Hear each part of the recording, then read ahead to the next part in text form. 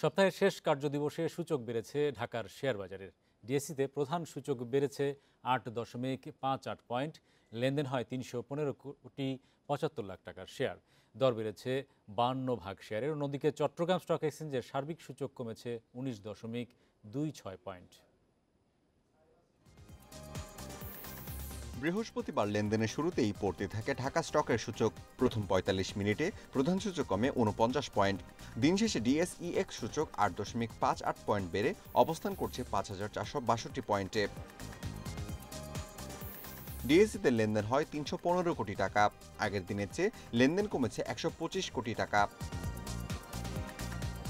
ডিএসইতে হাত বদলে অংশ নেওয়া ৩৯৭টি কোম্পানি ও মিউচুয়াল ফান্ডের মধ্যে দর বেড়েছে ২০৯টির, কমেছে ১৩৮টির এবং অপরিবর্তিত রয়েছে ৫০টির প্রতিষ্ঠানের শেয়ার দর। সবচেয়ে বেশি লেনদেন হওয়া প্রতিষ্ঠানের তালিকায় প্রথম অবস্থানে আছে ইবনে সিনা, দ্বিতীয় মিডল্যান্ড ব্যাংক এবং তৃতীয় অবস্থানে আছে ইসলামী ব্যাংক। শতাংশের দিক থেকে দর বৃদ্ধির তালিকায় প্রথম অবস্থানে আছে ডমিনেজ স্টিল, দ্বিতীয় শ্যামপুর সুগার মিল এবং তৃতীয় অবস্থানে আছে দেশ গার্মেন্টস। অন্যদিকে চট্টগ্রাম স্টক এক্সচেঞ্জের সার্বিক সূচক কমেছে ১৯.26 পয়েন্ট। লেনদেন হয় ২,৮৮,০০,০০০ টাকার share. Amirul Islam, independent news. এদিকে পুঁজিবাজারে গত কয়েকদিনের ধারাবাহিক দরপতনের প্রতিবাদে আবারও রাস্তায় নেমেছেন সাধারণ বিনিয়োগকারীরা। সপ্তাহের শেষ কার্যদিবসে সিকিউরিটিজ অ্যান্ড এক্সচেঞ্জ কমিশন বিএসইসির সামনে বিক্ষোভ করেন তারা। এ সময় বিএসইসি চেয়ারম্যানের পদত্যাগ দাবি করেন সাধারণ বিনিয়োগকারীরা। পরে বিএসইসি ঘেরাও করে ফটকে তালা ঝুলিয়ে দেন তারা। স্বৈরাচারের পতনের পর আস্থায় ফিরতে থাকেন শেয়ার বাজারের সাধারণ বিনিয়োগকারীরা। ৬ তারিখ থেকেই টানা সূচক বেড়ে ৬,০০০ পয়েন্ট উঠে যায়, কিন্তু এর কিছুদিন পরেই শুরু হয় সূচকের উঠানামা। নতুন কমিশন গঠন করা হলেও বাজার আর ঘুরে দাঁড়াতে পারেনি। বুধবার ১৩২ পয়েন্ট সূচক কমলে হতাশ হয়ে যান বিনিয়োগকারীরা। দরপতনের প্রতিবাদে আবারও রাস্তায় নামেন তারা। শেষ কর্মদিবসে বিএসইসির সামনে জড়ো হয়ে চেয়ারম্যান খন্দকার রাশেদ মাকসুদের পদত্যাগ দাবি করে স্লোগান দেন বিনিয়োগকারীরা। পরে বিএসইসির বাইরের ফটকে তালা ঝুলিয়ে দেন বিক্ষোভকারীরা। পুলিশ এসে তাদের শান্ত করার চেষ্টা করে ব্যর্থ হন। আমার মনে হয় সেটা যৌক্তিক হবে। এ সময় বিনিয়োগকারীরা বলেন, নতুন চেয়ারম্যান দায়িত্ব নিয়ে ২৭টি কোম্পানিকে জেড ক্যাটাগরিতে পাঠানোয় ক্ষতিগ্রস্ত হয়েছেন তারা। মার্কেট যেভাবে চলার গতি কথা ছিল সেভাবে হয় নাই ভাই।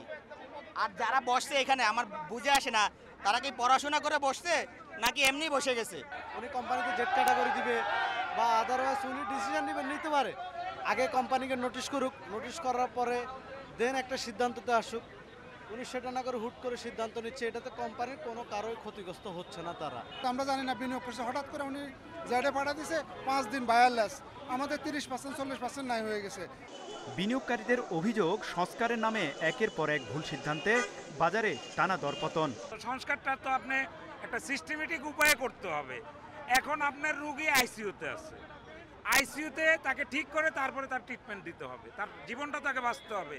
সে টোটাল রোগীটাকে আইসিইউতে মেরে ফেলতে। ক্ষণে ক্ষণে মুস্তফা জন্মাবে, হিরু জন্মাবে, এগুলা কিন্তু সাধারণ বিনিয়োগকারীরা কখনোই চায় না।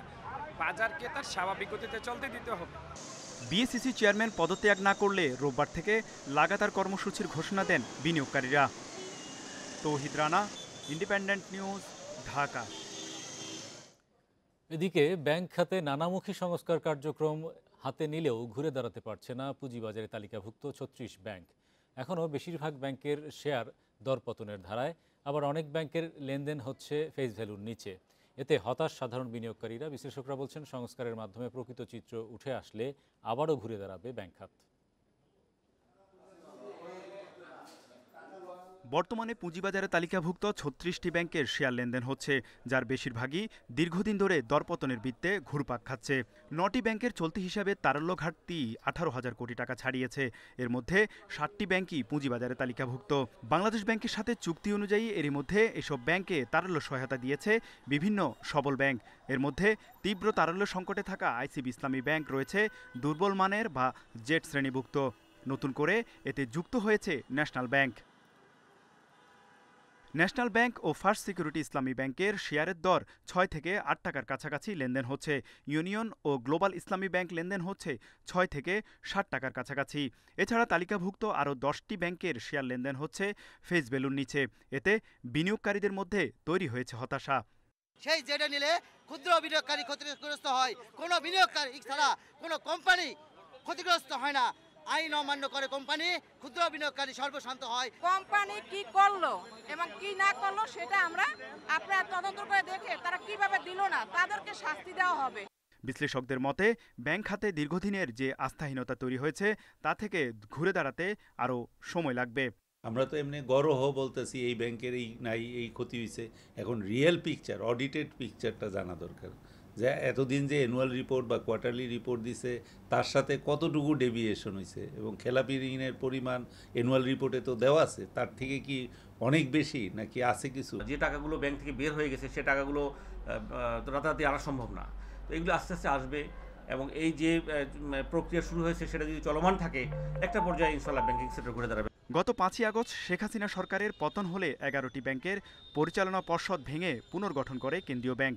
নামে বেনামে ব্যাংকগুলো থেকে বিপুল অঙ্কের ঋণ নিয়ে পাচারের অভিযোগও খতিয়ে দেখছে কেন্দ্রীয় ব্যাংক সহ বিভিন্ন সংস্থা। তৌহিদ রানা, ইন্ডিপেন্ডেন্ট নিউজ, ঢাকা। নকল প্রসাধনীর বিস্তার রোধে শুধু অভিযান নয়, ভোক্তাদের সচেতনতাও বৃদ্ধি করতে হবে। বৃহস্পতিবার রাজধানীর কারওয়ান বাজারে ভোক্তা অধিকার সংরক্ষণ অধিদপ্তরের কার্যালয়ে এক সেমিনারে এসব কথা বলেন বক্তারা। এ সময় বক্তারা বলেন, কসমেটিক্স পণ্যের নকল প্রতিরোধে কাজ করছে ভোক্তা অধিদপ্তর। বলা হয়, মেড ইন বাংলাদেশ ট্যাগযুক্ত পণ্য শুধু উৎপাদন নয়, মানও উন্নত করতে হবে। এ সময় দেশীয় উদ্যোক্তা তৈরিতে ব্যাংকগুলোকে অর্থায়নের আহ্বান জানানো হয়। বক্তারা সহজ শর্তে কসমেটিক্স পণ্য উৎপাদনকারীদের ঋণ দেওয়ার দাবি করেন। সারা দেশে স্থানীয় পণ্যের গ্রহণযোগ্যতা তৈরি করার উপরও জোর দেন আলোচকরা।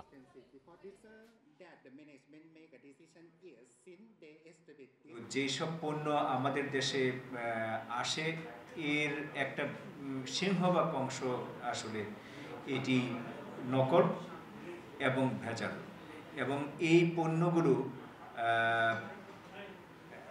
পণ্যগুলো বিদেশ থেকে আসে, অধিকাংশই আসে বলতে একসময় আসতো, এখন আমাদের কিছু কোম্পানি আগে এসছে।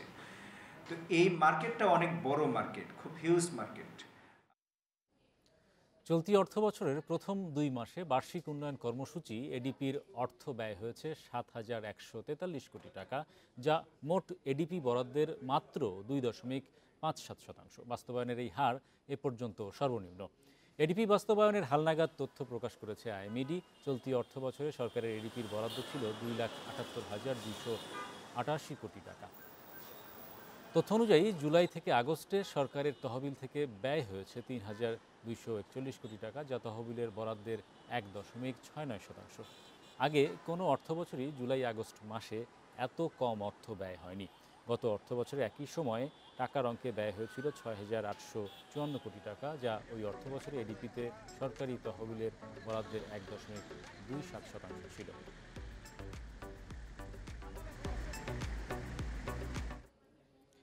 বিদেশে অর্থ পাচার, কর ফাঁকি, বন্ড সুবিধার কাপড় খোলা বাজারে বিক্রি, বেনামে বিদেশে বিনিয়োগ, এমন সব গুরুতর অপরাধের অভিযোগ রয়েছে নজরুল ইসলাম মজুমদারের বিরুদ্ধে। নাসা গ্রুপ ও এক্সিম ব্যাংকের সাবেক এই চেয়ারম্যান শুধু একটি প্রতিষ্ঠানের মাধ্যমেই ১৩০টি এলসি খুলে অন্তত $৩০ লাখ বিদেশে পাচার করেছে বলে প্রমাণ পেয়েছে সিআইডি। আর 4টি ব্যাংক থেকে ২১,০০০ কোটি টাকা ঋণ নিয়ে বড় অংশই পাচার করেছেন নজরুল।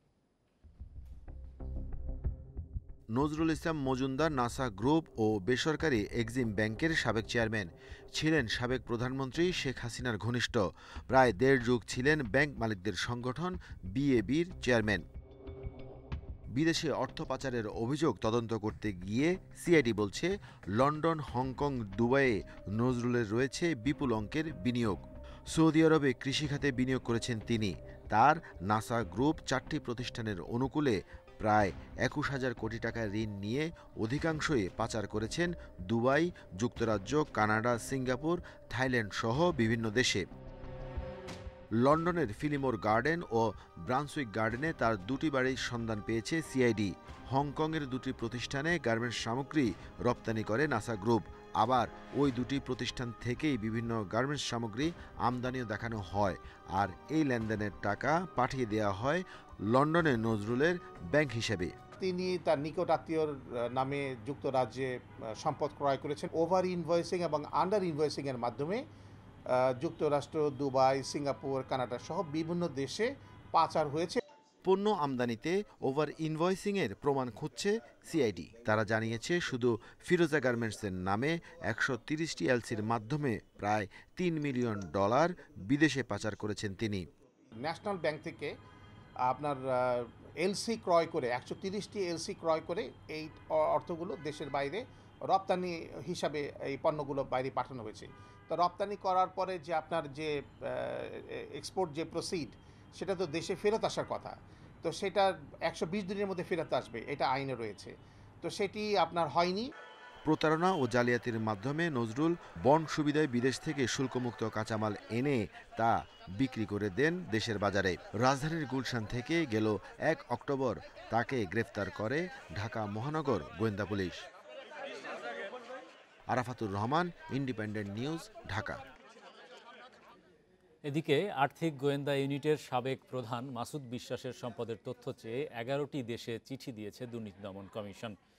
তার বিদেশ যাত্রায়ও নিষেধাজ্ঞা দিয়েছে সংস্থাটি। বৃহস্পতিবার এ সংক্রান্ত চিঠি ইমিগ্রেশন কর্মকর্তাদের কাছে পাঠানো হয়েছে। মাসুদ বিশ্বাসের বিরুদ্ধে বিভিন্ন দেশে অর্থ পাচারের তদন্তের অংশ হিসেবে 11 দেশে চিঠি দেয় দুদক। এসব দেশের মধ্যে উল্লেখযোগ্য হল যুক্তরাষ্ট্র, যুক্তরাজ্য, কানাডা, অস্ট্রেলিয়া ও মালয়েশিয়া। দুদকের উপপরিচালক গুলশান আনোয়ার প্রধান এসব চিঠি পাঠিয়েছেন। অভিযোগ আছে এসালামের অর্থ আত্মসাৎ ও পাচারে সহায়তা করেছিলেন মাসুদ বিশ্বাস।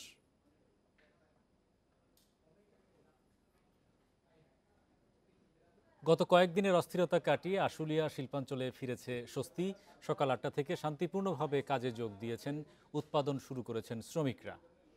শ্রমিক অসন্তোষ না থাকলেও নিরাপত্তার শঙ্কায় 15টি কারখানা বন্ধ রেখেছে মালিকপক্ষ। গাজীপুরে শান্তিপূর্ণ পরিবেশে চলছে তৈরি পোশাক কারখানার উৎপাদন কার্যক্রম।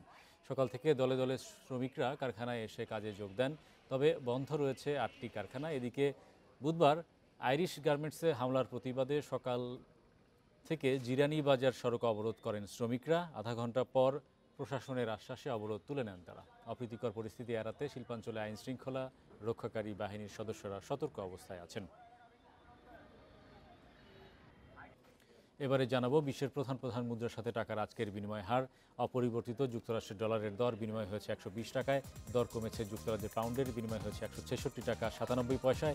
ইউরোর দর কমেছে, বিনিময় হয়েছে 139 টাকা 4 পয়সায়। দর অপরিবর্তিত ভারতীয় রুপির বিনিময় হয়েছে 1 টাকা 45 পয়সায়। সৌদি রিয়ালের দর কমেছে, বিনিময় হয়েছে 32 টাকা 13 পয়সায়। অপরিবর্তিত আরব আমিরাতের দিরহামের দরও বিনিময় হয়েছে 32 টাকা 83 পয়সায়। কমেছে কুয়েতি দিনারের দর, বিনিময় হয়েছে 394 টাকা 25 পয়সায়। মালয়েশিয়ান রিঙ্গিতের দর কমেছে, বিনিময় হয়েছে 28 টাকা 62 পয়সায়।